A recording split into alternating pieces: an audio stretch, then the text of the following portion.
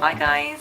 I know I haven't done a cake tutorial for quite a while now, but I have actually made lots of cakes recently, but haven't really had time to film and make cakes at the same time and get them done for the deadline when it needed to be ready for pickup. Good news is though that it's the summer holidays, yes! And although I have 6 weeks off, it does mean that I have time to make cakes at a more leisurely pace, and that means I can film them as well as make them. This weekend's cake is a first birthday cake for a little girl. It's going to be pink with an elephant theme, so stick around if you'd like to learn how to make that. And I do have a wedding cake coming up in the next couple of weeks, which I'm really excited about. I'm so excited about, but I can't tell you just yet because the bride doesn't know what that cake is, what the theme is, or what is even happening. She has no idea, but I am so excited about it, like really excited. When you find out what it is, anyone that knows me will know why I'm excited about the wedding cake that's coming up.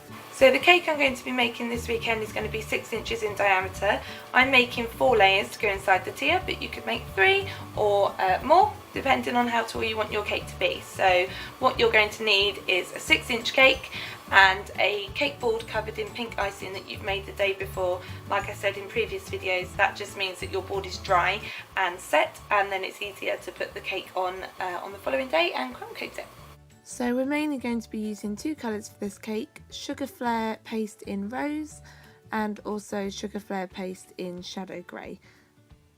So we're going to start by making the elephant to go on the top.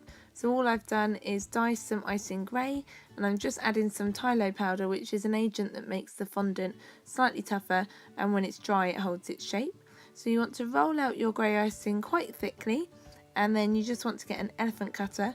Mine is from a magazine that I was subscribed to, but I'm sure you can find some online. And then just press that elephant shape out, and then disregard the rest of the icing around the cutter. That can go. And what you're left with is a little grey elephant that we just need to set to one side and let dry.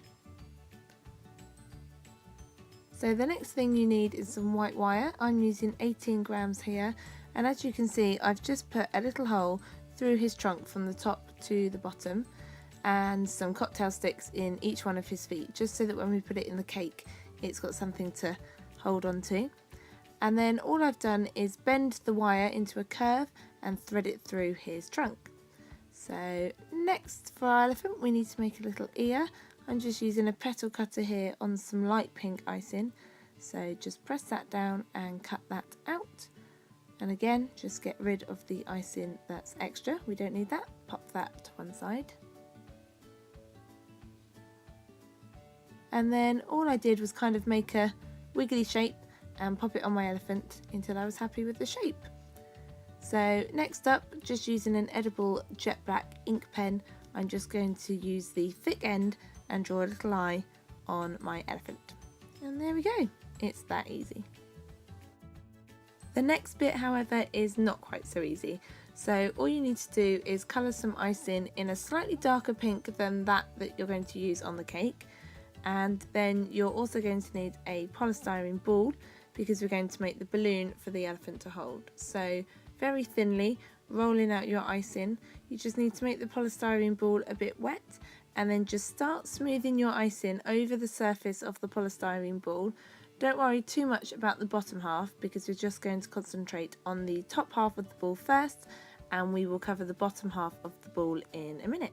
So I covered the first half of the ball, cut the icing away, and then covered the second half, and then just pop that on the stick that's going to go in our elephant's trunk.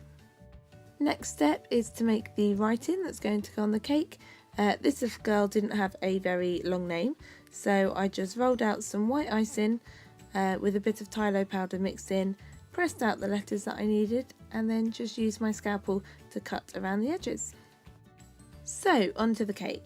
Once you've baked your cake, you just need to use a cake leveller to take off that raised dome at the top, and then mix up some buttercream ready to crumb coat your cake. So here I've got all 4 of my layers stacked up with some jam in the middle, and I'm just smoothing the buttercream up and down. Roughly, I will smooth that out later with an icing smoother before I put my fondant on. I promise I am not this quick in real life, if only I could speed myself up with a button. Right, on to the fondant. I still hate this bit all these years later, but all you need to do is dye the icing the colour that you want, roll that out thinly, and then lining up the edge of the fondant, just drape that over your cake using the rolling pin to help you. And then time is of the essence, because I find that if you don't quickly get that top join adhered to the cake on the corners, that's when it starts to tear, especially when you've got a tall cake like this one, which is 4 layers tall. So once your icing is starting to behave itself, just very carefully go around moving out each pleat and smoothing it down with your fingers. And once you've done that, you can use your icing smoother to make it really smooth. Normally I only use a ribbon to go around my cake, but I wanted it to be really girly, so I just popped some lace over the top on this one and then a string of pearls as well. And then those letters that we cut out earlier, I just stuck to the middle of the cake using a little bit of water, and I also did number 1 to go on the balloon. And once that was done, the last thing to do were the little dots around the cake. So I just made up some white icing and added some edible white tint to it just to make sure it kept its colour. And then using a very tiny piping bag, I just went around the cake and piped some dots in a kind of diamond shape. And as you can see, up at the top of the cake there, I've got a small mistake, and a detail like this on a cake is perfect because you can cover up any flaws by just piping over the top, which is brilliant. And there we go, one very cute pink elephant themed birthday cake for a first birthday.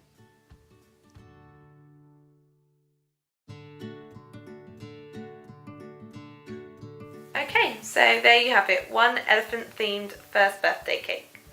I really like this design actually. It's not my own, I have to point that out. It's a design that the client found and sent to me, and I've adapted ever so slightly. I really haven't made very many changes at all, but it's always worth just mentioning when it's not your design, because it's really annoying when you have spent hours and hours designing a cake and then somebody copies it and passes it off as their own. So I don't know who made this design for the cake, but I love it, and well done to you. It's not my design, but I have tweaked it ever so slightly and used it as a basis for this one. So thank you very much for that. If you want to check out any of my past designs for cakes, you can head over to my Facebook page. It's just facebook.com/lilycakes, or similarly just type Lily Cakes into Instagram and they're all there for you to have a look at. Also, like I mentioned in the Gruffalo tutorial video, I would absolutely love to see your final products if you're attempting to make any of the cakes in my tutorials.